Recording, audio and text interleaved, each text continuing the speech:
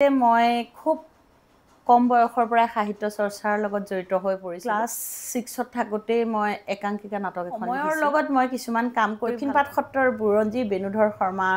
দেৱৰ পিছতে দক্ষিণপাট সত্ৰৰ ইতিহাসমূলক এইখন গ্ৰন্থই প্ৰকাশ হৈছিল। মাজুলীৰ বুকুত শ্ৰী শ্ৰী দক্ষিণপাট। নজনাকৈ নুশুনাকৈ বহুতে মাজুলীৰ সত্ৰৰ ওপৰত গ্ৰন্থ লিখিছে। কোনোবা এখন সত্ৰৰ সংহতিৰ বিষয়ে ভুলকৈ লিখিছে, কোনোবা এখনে পূজা পদ্ধতিৰ বিষয়ে ভুল। নমস্কাৰ, অনুসন্ধানৰ অন্য এটা ভিডিঅ'লৈ আপোনাক স্বাগতম জনাইছোঁ। পূৰ্বৰ এটা ভিডিঅ'ত আমি মাজুলীৰ এগৰাকী মহিলা, যিগৰাকী মহিলা একেৰাহে কৃষক, উদ্যোগী, সাহিত্যিক, সমাজসেৱক, সেইগৰাকীৰ আমি কৃষি ক্ষেত্ৰৰ পৰা আপোনাক তেখেতৰ কৰ্মৰাজি দেখাইছিলোঁ। আজি আমি তেখেতৰ ঘৰত উপস্থিত আছোঁ।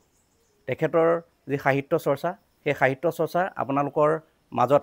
আমি লৈ যোৱাৰ প্ৰয়াস কৰিম আৰু তেখেতে কেনেধৰণে সাহিত্য চৰ্চা কৰি আজি সাহিত্য জগতত নাম অৰ্জন কৰিবলৈ সক্ষম হৈছে। তেখেত এটি চিনাকি নাম লখিমী শইকীয়া বৰা। গতিকে আজিৰ এই ভিডিঅ'ৰ জৰিয়তে আমি তেখেতৰ সাহিত্য চৰ্চাৰ সামগ্ৰিক কথাখিনি আপোনালোকক জনোৱাৰ চেষ্টা কৰিম। এখন ঘৰৰ পৰাই বাইদেৱে সাহিত্য চৰ্চা কৰি ইতিমধ্যে 23খনকৈ গ্ৰন্থ প্ৰকাশ হৈ ওলাইছে আৰু 2খন গ্ৰন্থ বাইদেউৰ প্ৰকাশৰ পথত অতি কম সময়ৰ ভিতৰতেই পাঠক সমাজৰ মাজলৈ আগবঢ়াই দিব। বাইদেৱে এইখন ঘৰৰ পৰা, এই ৰুমৰ পৰা কেনেকৈ ধৰণে সাহিত্য চৰ্চা কৰি, ইমান ব্যস্ততাৰ মাজতো সাহিত্য চৰ্চা কৰি আজি আমাৰ পাঠক সমাজৰ মাজলৈ 23খনকৈ উল্লেখনীয় গ্ৰন্থ আগবঢ়ায় আৰু 2খন আমাৰ বাবে দিবলৈ বাইদেউ আগবাঢ়িছে। সামগ্ৰিক কথাখিনি আমি সাহিত্য চৰ্চাৰ সামগ্ৰিক কথাখিনি বাইদেউৰ পৰা আমি জানিম আৰু আপোনালোককো জনাবলৈ চেষ্টা কৰিম। আপুনি ইমান ব্যস্ততাৰ মাজতো আপুনি একেৰাহে এজন কৃষক, এগৰাকী উদ্যোগী, সমাজসেৱক, ব্যৱসায়ী, তাৰ মাজতো আপুনি অসমৰ সাহিত্য জগতখনলৈ যি বৰঙণি আগবঢ়াইছে সি সঁচাকৈ অতুলনীয়। ইমান ব্যস্ততাৰ মাজত আপুনি কেনেধৰণে এই সাহিত্যৰ বাবে সময় উলিয়ায় আৰু কিমান দিনৰ পৰা আপুনি সাহিত্য চৰ্চা কৰিছে, এই সামগ্ৰিক কথাখিনি আমি দৰ্শকক আপোনাৰ দ্বাৰা জনাব বিচাৰিম। হয়, ধন্যবাদ জনাইছোঁ তোমাক, তোমাৰ ইউটিউব চেনেলটোৰ জৰিয়তে যে আমাক বিচাৰি উলিয়াইছা। আচলতে মই খুব কম বয়সৰ পৰা সাহিত্য চৰ্চাৰ লগত জড়িত হৈ পৰিছিলোঁ। ক্লাছ 6ত থাকোঁতেই মই একাংকিকা নাটক এখন লিখিছিলোঁ। তাৰ পিছতে একাদশ শ্ৰেণীত পঢ়োঁতেও আচলতে সময়ৰ লগত মই কিছুমান কাম কৰি ভাল পাওঁ। একাদশ শ্ৰেণীত যেতিয়া মেট্ৰিক পাছ কৰিছিলোঁ, তাৰপিছতে মোক ৰেগিং কৰিছিলে আৰু সেই ৰেগিঙক উদ্দেশ্য কৰিয়ে, ৰেগিং যে সমাজৰ কাৰণে বৰ বিষ,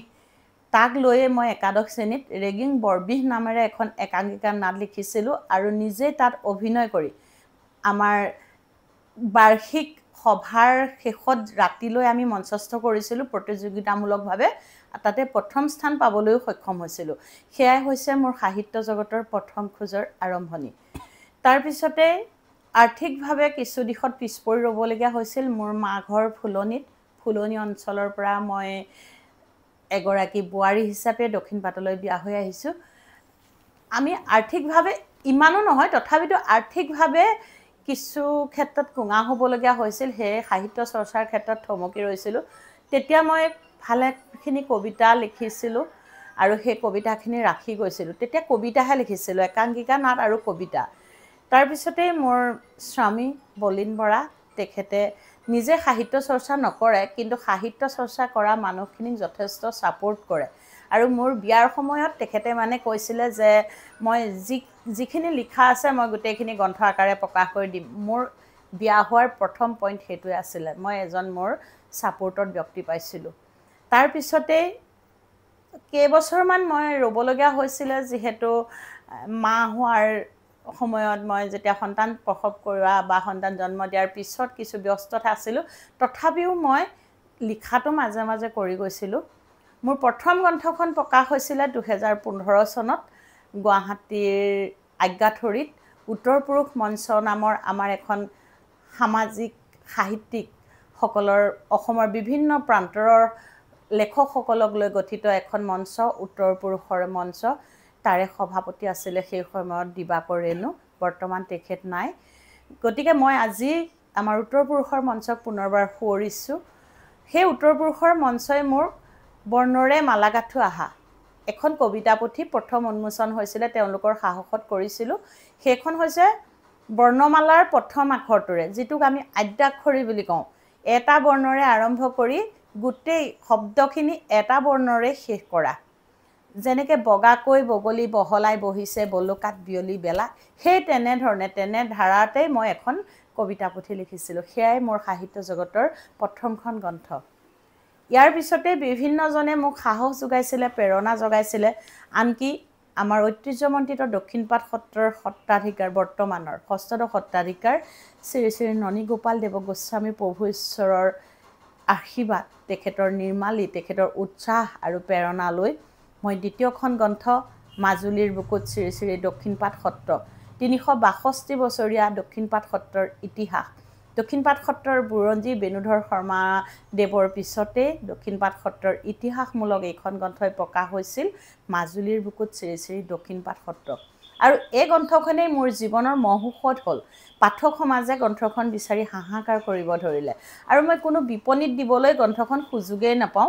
গ্ৰন্থখন পেছৰ পৰা অনাৰ পিছতে দক্ষিণপাট সত্ৰৰ ভঁৰালতে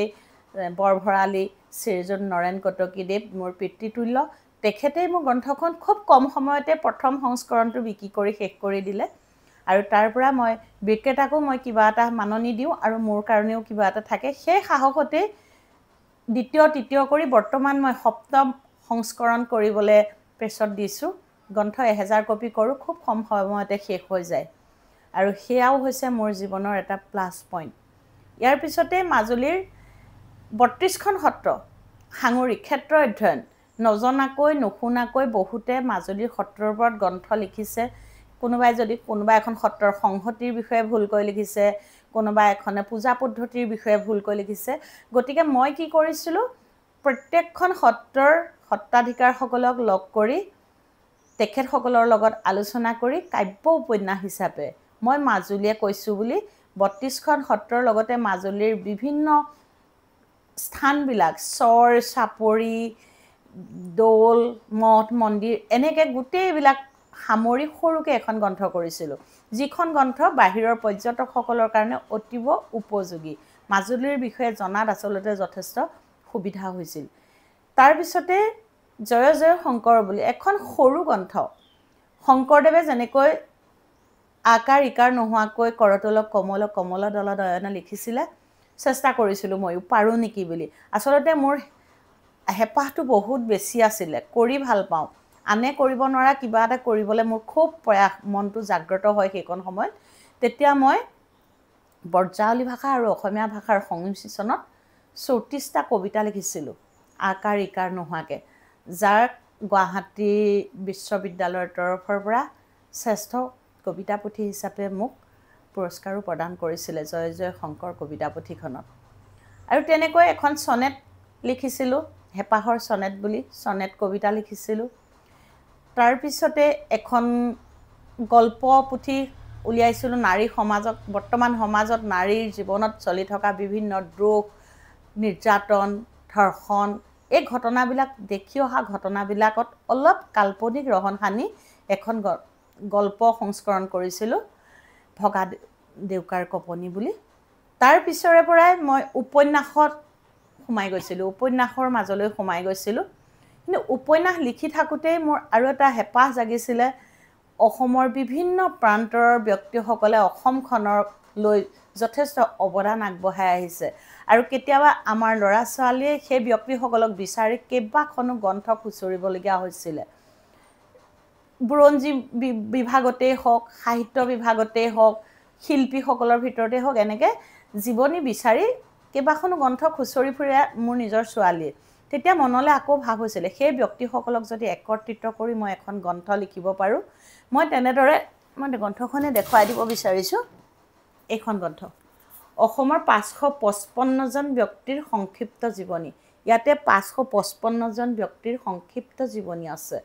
যিখিনি মোৰ ৩.৫ বছৰ লাগিছিলে অসমৰ ইমূৰৰ পৰা সিমূৰলৈ মই দুবাৰকৈ যাবলগীয়া হৈছিলে যিসকল আমাৰ মাজত নাই তেওঁলোকৰ নাতি পুতি বা সম্বন্ধীয় ব্যক্তিসকলক লগ কৰিছিলোঁ বা কেইখনমান গ্ৰন্থৰ সহায় লৈছিলোঁ জীৱিতসকলক মই নিজে বিচাৰি উলিয়াইছিলোঁ তেনেদৰে ইয়াতে ৫৫৫জনৰ সংক্ষিপ্ত জীৱনী ৪৪৭ পৃষ্ঠাৰ এই গ্ৰন্থখন কৰিবলৈ যাওঁতে মোৰ যথেষ্ট আৰ্থিকভাৱেও প্ৰয়োজন হৈছিলে আৰু সময়ো যথেষ্ট খৰচ হৈছিলে তাতে মোক এজন ব্যক্তিয়ে নিৰঞ্জন শইকীয়া নগাঁৱৰ বৰ্তমান তেখেতে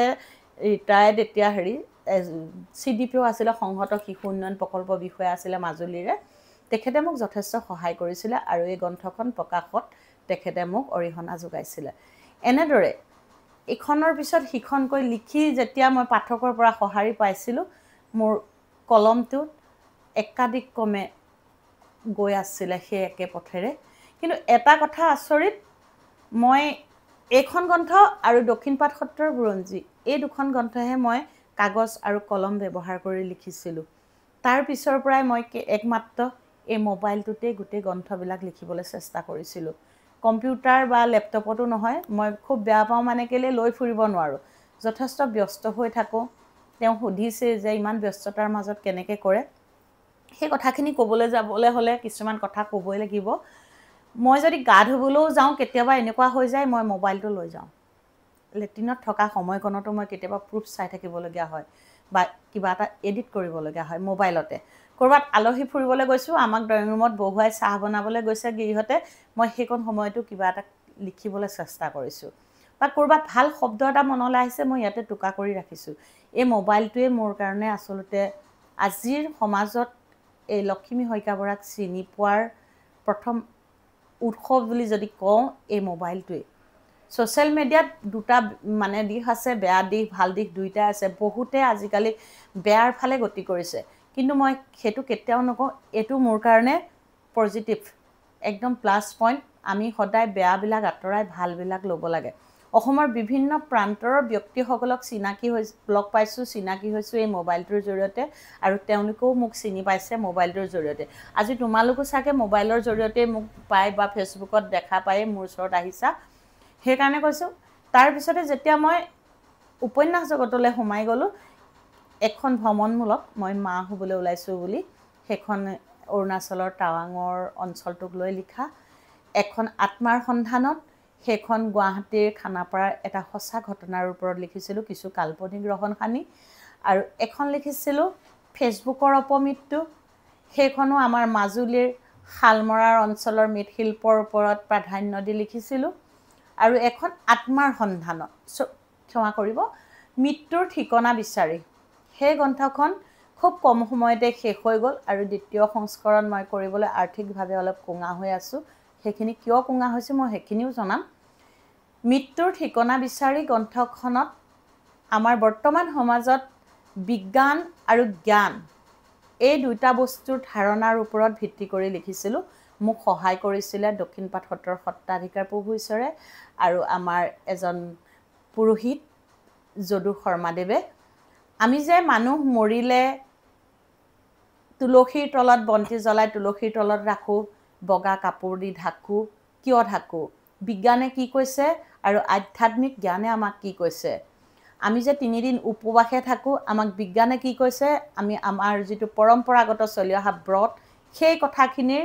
দুইটা দিশৰ পৰা আমি ধাৰণাখিনি সেই কিতাপখনত মই সন্নিৱিষ্ট কৰিছিলোঁ দহা কাছ আত্মা প্ৰেতাত্মা সপিণ্ডীকৰণ আমি দহা কৰোঁতে কিয় নদীৰ কাষত কৰিব লাগে আমি শ্মশানত কিয় তিল ছটিয়াব লাগে এই গোটেই কথাখিনি সেই গ্ৰন্থখনত মই সন্নিৱিষ্ট কৰিছিলোঁ এনেধৰণে একাধিকক্ৰমে মোৰ 23খন গ্ৰন্থ প্ৰকাশ হৈছে আৰু বৰ্তমান 18 আগষ্টত মই ধৰ্ষিত পুৰুষৰ চিৎকাৰ এই গ্ৰন্থখন প্ৰকাশ কৰিম আৰু সেইদিনা মোৰ জন্মদিৱস আছে মই জন্মদিৱসৰ দিনাখন এখন গ্ৰন্থ প্ৰকাশ কৰিবলৈ প্ৰায় চেষ্টা কৰোঁ কেতিয়াবা নোৱাৰোঁ কেতিয়াবা কৰিছোঁ তেনেকৈ সেই ধৰ্ষিত পুৰুষৰ চিৎকাৰ গ্ৰন্থখনো অকণমান বেলেগ ৰূপত লিখিছোঁ বৰ্তমান সমাজত নাৰীসকলৰ সপক্ষে লিখে ময়ো লিখি আহিছোঁ নাৰীসকলৰ সপক্ষে কিন্তু এনেকুৱা নহয় যে সদায় আমি পুৰুষসকলকে জগৰীয়া কৰি পুৰুষতান্ত্ৰিক সমাজখনত কেৱল পুৰুষসকলকে জগৰীয়া কৰি যে আমি লিখিব লাগিব সেইখিনি আচলতে নহয় আমি দেখি আহিছোঁ বহু পুৰুষ এতিয়াও বহু নাৰীৰ ওচৰত নিৰ্যাতিত হৈ আহিছে ধৰ্ষিত হৈ আহিছে আৰু পুৰুষসকলে কেতিয়াও মুখৰ কথা খুলি ক'ব নোৱাৰে এটা উদাহৰণ স্পষ্ট হৈছে নিউজ চেনেল এটাত কোনোবা এজন ল'ৰা বা কোনোবা এজনী ছোৱালীক যদি কিবা এটা বেয়া কামত যদি দেখুৱাই পুৰুষজনৰ মুখখন ফটফটীয়াকৈ দেখুৱাই দিয়ে কিন্তু মহিলাগৰাকীৰ মুখখন ঢাকি দিয়ে মই কিন্তু কেতিয়াও তাৰ সপক্ষে নহয় ভুল দুইজনে কৰিছে দুইজনৰে মুখখন দেখুৱাব লাগে কি ল'ৰাজনে ভুল কৰিছে তাৰ মুখখন দেখুৱাই দিছে ছোৱালীজনীৰ মুখখন ঢাকি থৈছে ইয়াৰ উদ্দেশ্যটো মই কেতিয়াও পজিটিভভাৱে ল'ব নিবিচাৰোঁ সেই মুখ বন্ধ কৰি থাকোঁতে খোলা মুখেৰে ওলাই ফুৰোতে বহুত পুৰুষে নিজে এগৰাকী নাৰীৰ ওচৰত ধৰ্ষিত হৈ আত্মহত্যা কৰা পৰ্যন্ত আমাৰ ওচৰত কিছুমান প্ৰমাণ আমি পাইছোঁ আৰু তাকে আমি থিম হিচাপে লৈ সেই গ্ৰন্থখন প্ৰণয়ন কৰাৰ চেষ্টা কৰিছোঁ 18 আগষ্টত নিশ্চয় পাঠকৰ হাতত পৰিব ধৰ্ষিত পুৰুষৰ চিৎকাৰ এক সঁচা ঘটনাৰ অন্তৰালত কিছুমান কাল্পনিক ৰহনসনা এখন উপন্যাস এয়াই সাহিত্যৰ জগতৰ বিষয়ে মই ইমানখিনিয়ে ক'ব বিচাৰিছোঁ বা নিউজ পেপাৰত বা ক'ৰবাত গল্প প্ৰবন্ধ সেইখিনিতো লিখা হৈয়ে থাকে কিন্তু মোৰ দ্বাৰা যিখিনি গ্ৰন্থ প্ৰকাশ হৈছে তাৰ বিষয়ে আৰু এখন সৰু গ্ৰন্থ কৰিছিলোঁ ইংৰাজী হিন্দী অসমীয়া আৰু সংস্কৃত শিশুসকলৰ কাৰণে সেইখিনি নৱম দশমলৈকে পঢ়া ছাত্ৰ ছাত্ৰীৰ কাৰণেও উপযোগী বুলি ক'ব লাগিব 4টা ভাষাতে ইংৰাজী হিন্দী সংস্কৃত অসমীয়া এই 4টা ভাষাতেই কিছুমান সৰু সৰু শব্দ আমি সামাজিক জীৱনত যিবিলাক আমি ব্যৱহাৰ কৰি আহিছোঁ চৰাইৰ নাম ফুলৰ নাম ফলৰ নাম শাক পাচলিৰ নাম এনেকৈ সেই বস্তুখিনি মই কৰিছিলোঁ সেই গ্ৰন্থখনৰো কপিবিলাক প্ৰায় শেষ হৈছে ভাবিছোঁ আকৌ সেইখনৰ দ্বিতীয় সংস্কৰণ কৰিম বুলি এনেকৈ বৰ্তমানলৈকে 23খন গ্ৰন্থ প্ৰকাশ হৈছে মোৰ এয়াই লখিমী শইকীয়া বৰা বাইদেউ আপোনালোকে শুনিলে বাইদেৱে কথাখিনি এনেধৰণে অনৰ্গলভাৱে কৈ গৈছে আচলতে আমি শুনি থাকি আমনি নালাগে আৰু বাইদেউ আচলতে অতি যোগাত্মক চিন্তা চৰ্চাৰে এগৰাকী ব্যক্তি প্ৰতিটো বস্তু যোগাত্মকভাৱে বাইদেৱে চায় আপোনালোকে ইতিমধ্যে শুনিলেই আমাৰ সত্ৰসমূহৰ ওপৰত বিভিন্ন ধৰণৰ গ্ৰন্থ ইতিমধ্যে প্ৰকাশ হৈছে আৰু সেই গ্ৰন্থবিলাকত বিভিন্নজনৰ বিভিন্ন মত বা আমি বিসংগতি দেখা পাওঁ কিন্তু বাইদেৱে সেই বস্তুটো চেষ্টা কৰিছে যাতে বিসংগতি মুক্তভাৱে এখন গ্ৰন্থ প্ৰকাশ কৰি আমাৰ অসমবাসীলৈ বা আমাৰ সত্ৰ সংস্কৃতিৰ বিষয়লৈ বা মাজুলীৰ বিষয়লৈ যিসকলে জানিব বিচাৰে তেওঁলোকক এটা সঠিক তথ্য বাইদেৱে দিব পাৰিব তদুপৰি আপুনি শুনিলে বাইদেৱে নাৰী সবলীকৰণৰ ওপৰতো বিভিন্ন কাম কৰি আছে এগৰাকী তেখেত যিহেতু সমাজসেৱক নাৰী সবলীকৰণৰ ওপৰতো কৰি আছে নাৰী সবলীকৰণৰ ওপৰত কৰি থাকিলেও বাইদেৱে এটা কথা সদায় গুৰুত্ব দিছে যিটো সঁচা যিটো শুদ্ধ সেইটোক বাইদেৱে কেতিয়াও ওলাই নকৰে সেয়েহে পুৰুষ এজনে যেনেধৰণে নাৰীৰ পৰা বিভিন্ন ধৰণৰ আতিশয্য ভোগ কৰিব লাগে সেইটো বাইদেউৰ পক্ষপাতি নহয় আৰু সেইবিলাক সম্পৰ্কতে বাইদেৱে ক'লে ইতিমধ্যে এখন তেখেতৰ গ্ৰন্থও আহিব আপোনালোকে গ্ৰন্থখন আপোনালোকে আদৰি ল'ব বুলি আমি আশা ৰাখিছোঁ আৰু বাইদেউৰ গ্ৰন্থখিনি যিসকলে ইতিমধ্যে পোৱা নাই বা ল'ব বিচাৰে তেওঁলোকে ল'বও পাৰিব আমি কেনেধৰণে কি হয় আমি পৰৱৰ্তী সময়ত আপোনালোকক জনাই দিম বাইদেউৰ গ্ৰন্থৰ নাম কেইটা শুনিয়ে হয়তো আপোনালোকে গম পাইছে যে কেনেকুৱা ধৰণৰ তথ্য সম্বলিত গ্ৰন্থ আৰু এখন গ্ৰন্থৰ কথা ক'ব মন গৈছে খুব 2022 চনৰ 11 জুলাইৰ দিনাখনি মোৰ সৰ্পদংশন হৈছিল সৰ্পদংশন হৈ মোক এনেকুৱা হৈ গৈছিলে মোৰ মৃত বুলি ঘোষণাও হৈছিলে মানে মই এবাৰ মৰি গ'লোঁ মৰাৰ পিছত মোৰ পুনৰ জনম গতিকে সেই যে বিচনাত পৰি আছিলোঁ 4 দিন মই আইচিউত আছিলোঁ আইচিউৰ পৰা ৰিলিজ হৈ অহাৰ পিছত এসপ্তাহ মই বিচনাত অসুস্থ হৈ আছিলোঁ আৰু সেই এসপ্তাহৰ যিখিনি যন্ত্ৰণা সৰ্পদংশনৰ যিখিনি যন্ত্ৰণা বা আমি কিখিনি কৰিব লাগে সৰ্পদংশন হ'লে কি কৰিব লাগে সৰ্পদংশনৰ সময়ত আমি কেনেকুৱা ব্যৱস্থাপনা হাতত ল'ব লাগে এই গোটেই বস্তুবোৰ সামৰি এসপ্তাহ বিচনাখনত পৰি থাকোঁতেই মই সেইখিনি ধাৰাবাহিকভাৱে লিখিছিলোঁ সৰ্পদংশন আৰু সংগ্ৰাম বুলি আৰু সেইখন মই তেতিয়াৰে জুলাই পাছতে মই মোৰ জন্মদিনতেই মাজুলী প্ৰশাসনৰ সহযোগত গড়মূৰ অসামৰিক চিকিৎসালয়ৰ প্ৰাংগণতেই গ্ৰন্থখনি উন্মোচন কৰিছিলোঁ সৰ্পদংশন আৰু সংগ্ৰাম সমাজ জীৱনত সজাগতাৰ সৃষ্টিৰ কাৰণে মই গ্ৰন্থখন সকলোকে বিনামূলীয়াকৈ বিলাই আহিছোঁ আৰু এতিয়াও কৈছোঁ সেই গ্ৰন্থখন কাৰোবাক লাগিলে মোৰ লগত যোগাযোগ কৰিব তাতে সম্পূৰ্ণ তথ্য আছে ডাক্তৰ সুৰজিৎ গিৰি ছাৰৰ প্ৰবন্ধ এটা সংযুক্ত হৈ আছে আমি কিখিনি কৰিব লাগে আচলতে গোটেই সৰ্পদংশন আৰু সংগ্ৰামৰ সেই মুহূৰ্তখিনি আমি কি কৰা উচিত কি কৰা অনুচিত সাপে খালে কিয় আমি ভয় কৰিব নালাগে সাপৰ বিষতকৈ যে আমাৰ ভয়ৰ বিষটোহে বেছি মানুহ যে হাৰ্ট ফেল হৈ যায় আচলতে নিজে ভয় খাইহে মৰে সাপে কামুৰিলেও ইমান ইমাৰ্জেঞ্চি মানুহৰ মৃত্যু নহয় সেই কথাখিনি গ্ৰন্থখনত লিখা আছে আৰু সেই গ্ৰন্থখন ইতিমধ্যে বহুতকে মই বিলাইছোঁ আৰু অলপ কপি আছে মই তেনেকৈ যাক যেনেকৈ পাৰোঁ সজাগতাৰ কাৰণে গ্ৰন্থখন বিতৰণ কৰি আহিছোঁ বাইদেৱে ইতিমধ্যে কৈছেই আপোনালোকক মানে বাইদেউৰ প্ৰতিটো দিশতে মানে মানুহক এটা উপকাৰ কৰাৰ এটা সপোন লুকাই থাকে আৰু যিসকল বাইদেউৰ ফেন্স লিষ্টত আছে বা বাইদেউৰ অনুৰাগী তেখেতসকলে ইতিমধ্যে সেইখিনি ছ'চিয়েল মাধ্যমত পাইছে বাইদেৱে সেইখিনি সৰ্পদংশনৰ গোটেই কথাখিনি ফেচবুকৰ জৰিয়তে জনাইছিল আমিও সেইখিনি পাইছোঁ আৰু সেই কিতাপখন যদি পায় আমি বাইদেউৰ ফোনৰ নাম্বাৰটো আমি ডেছক্ৰিপশ্যনত দি থ'ম বাইদেউৰ আপোনালোকে জানে বিভিন্ন অনুষ্ঠানৰ লগত বাইদেউ জড়িত হৈ আছে আৰু আপোনালোকৰ বাইদেউৰ ফোনৰ নাম্বাৰটো দি থ'ম বাইদেউৰ ফোনৰ নাম্বাৰ যোগাযোগ কৰি আপোনালোকে জানিব পাৰিব বাইদেউ আচলতে কাম কৰি গৈছে নিৰবিচ্ছিন্নভাৱে বঁটা বাহনক লৈ বাইদেউৰ বৰ হাবিয়াস নাই কিন্তু তথাপিতো আমাৰ ৰাইজে মৰম কৰি যিহেতু যিখিনি তেওঁ কৰি গৈছে এগৰাকী নাৰী হিচাপে যিখিনি কৰি গৈছে বা এগৰাকী মাজুলীয়ান হিচাপে যিখিনি কৰি গৈছে ময়ো জন্মগতভাৱে মাজুলীৰ সন্তান গতিকে মাজুলীয়ান হিচাপে আমিও গৌৰৱবোধ কৰোঁ বাইদেউৰ যিখিনি কৰি গৈছে যিখিনি আদৰ্শ নৱপ্ৰজন্মৰ বাবে কৰি গৈছে সি সঁচাকৈয়ে অতি আদৰণীয় বাইদেউ আপুনি ইতিমধ্যেতো বিভিন্ন বঁটা বাহন পাইছে আপুনি তাৰ ভিতৰত আপোনাৰ কেনেধৰণে কোনে কোনে আপোনাক কৰিছে তাৰ যদি অকণমান আমি জনাব বিচাৰোঁ দৰ্শকক নিশ্চয়কৈ বিভিন্ন দল সংগঠন বা তেনেকুৱা অনুষ্ঠান প্ৰতিষ্ঠানৰ পৰা সম্বৰ্ধনা দিয়া বাদেও ভাষা গৌৰৱ আঁচনিৰ জৰিয়তে মই লেখক সম্বৰ্ধনা পাইছোঁ অসম কৃষক বঁটা মই দিছে মাজুলী জিলা প্ৰশাসনেও শ্ৰেষ্ঠ কৃষক হিচাপে দিছে তাৰোপৰি উত্তৰ পূৰ্বাঞ্চলৰ পৰাও মই মুক্ত কবি কণ্ঠ বঁটা পাইছোঁ তাৰপিছত নেপকোচ মিডিয়া এৱাৰ্ড 2018 চনত পাইছিলোঁ আচলতে এতিয়া ক'বলৈ লাজ লগা হ'ল তুমি কৈছাই উল্লেখ কৰিছাই এই বঁটা সম্বৰ্ধনা এই বিষয়টো মোৰ এনেকুৱা হ'ল মই এতিয়া কিছুমান সম্বৰ্ধনা পত্ৰৰ ভিতৰত সোমোৱাই দিছোঁ নিজৰে আস্পোচ লাগে প্ৰকৃততে কোনে পাব লাগে কাক দিছে আমি নিজেই একো হিচাপ কৰিব নোৱাৰা এটা অৱস্থা হৈছে আজিকালি এনেকুৱা হৈছে মই এইটো ক'বলৈ জানে যে কাবাক দিব নালাগে কিন্তু যিজনে প্ৰকৃত প্ৰাপ্য পাব লাগে যিজনে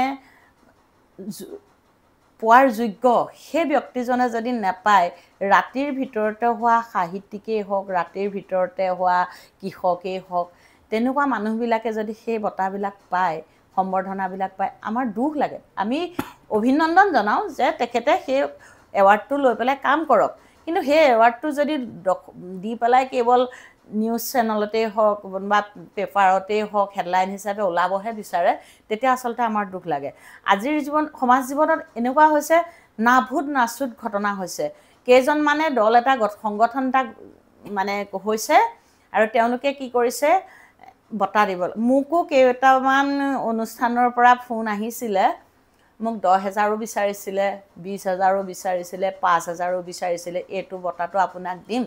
আমাৰ অনুষ্ঠানটো বহুত টকা 10,000 যদি আপুনি আমাক দিয়ে আপোনাৰ খুব মানে তুখামুত কৰিছিলে যে আপোনাৰ বায়'ডাটাবোৰ বহুত ভাল আপুনি বহুত কাম কৰিছে আপুনি পোৱাৰ যোগ্য মই তেতিয়া সুধো যে যদি পোৱাৰ যোগ্যই আকৌ আপোনালোকক 10,000 টকা কিয় দিব লাগে 10,000 টকা ঘটিবলৈ যাওঁতে মোৰ যথেষ্ট সময় লাগে দেই সেইকাৰণে মই সেই 10,000 বা 5,000 নালাগে মই 500 টকা নিদিওঁ 500 টকা নিদিয়াকৈও মই সেই তেনেকুৱাবিলাক কিছুমান বঁটা সম্বৰ্ধনা মই নাকচ কৰিছোঁ কিন্তু এইখিনি যিখিনি দেখিছে মই যদি তেনেকৈ কিবা এটা ভুলকৈ কওঁ বহুত পাপ লাগিব মই নজনাকৈয়ে মোক তেওঁলোকে মাতে বা দিয়ে ভাল লাগে তেতিয়া কোনোবাই মৰমত অকণমান সন্মান যাচিছে মৰম যাচিছে সেইখিনি ভাল লাগে কিন্তু বিনিময়ত কাৰোবাক টকা দি পেলাই আছে সেই টকা দিয়া মানুহ মোৰ ওচৰত তালিকা এখন আছে কিন্তু নকওঁ আৰু আজিকালি এনেকুৱা হৈ গৈছে মোৰ এখন গ্ৰন্থই বেলেগৰ নামত প্ৰকাশ কৰিছে মাজুলীৰ এগৰাকী ভাল ব্যক্তিয়ে মোৰ এখন গ্ৰন্থ তেওঁৰ নামত 60টা কবিতা নিজৰ নামত প্ৰকাশ কৰিছে ৰাতিৰ ভিতৰতে সাহিত্যিক হৈছে এইবিলাক আচলতে খুব লজ্জাজনক কথা খুব দুখ লাগে নিজৰ প্ৰতিভাখিনি আনে চুৰ কৰিলেও আচলতে মই ভাবোঁ বিবেকটো কেতিয়াও আমাৰ চুৰ কৰিব নোৱাৰে বা আমাৰ আঙুলিখিনি কেতিয়াও চুৰ কৰিব নোৱাৰে কিন্তু সেইসকলক সম্বৰ্ধনা দিয়াৰ আগত সেইসকলৰ গৌণ গৰিমা বখনাৰ আগত তেওঁলোককো দকৈ বিবেচনা কৰি সেইসকল ব্যক্তিয়ে যিসকলে তেনে গ্ৰন্থসমূহ উন্মোচন কৰে যিসকলে সেইসকলৰ গুণ গৰিমাৰে সভাখন উপচাই দিয়ে সেইসকল ব্যক্তিলৈও এটা অনুৰোধ প্ৰকৃততে লেখক তেওঁ হয়নে নহয় এবাৰ চালি জাৰি চাব বিশেষ নকওঁ বুজাই নিশ্চয় বুজি পাইছে হয় বাইদেৱে আক্ষেপ কৰা নাই যদিও নিজৰ মনৰ কথাখিনি কৈছে সঁচা অৰ্থতে আজিৰ সমাজত তেনেকুৱা ধৰণৰ আমিও দেখিছোঁ তেনেকুৱা ধৰণৰ হৈ আছে আৰু এনেধৰণে আমিও বিভিন্ন ক্ষেত্ৰত বিভিন্নজন ব্যক্তিৰ ওচৰলৈ যাওঁ সঁচা অৰ্থতে আমি দেখা পাওঁ যে প্ৰকৃত যিসকল প্ৰতিভাৱান ব্যক্তি সেই প্ৰতিভাৱান ব্যক্তিসকলৰ ক্ষেত্ৰত বাইদেৱে যিখিনি কথা কৈছে সেইখিনি সঁচা অৰ্থতে তেনেকুৱা ধৰণে প্ৰয়োগ হোৱা দেখা পোৱা যায় সেইটো হয় আচলতে হ'ব নালাগে সেইটো কিন্তু তথাপিতো বাইদেউহঁতে নিস্বাৰ্থভাৱে কৰি গৈছে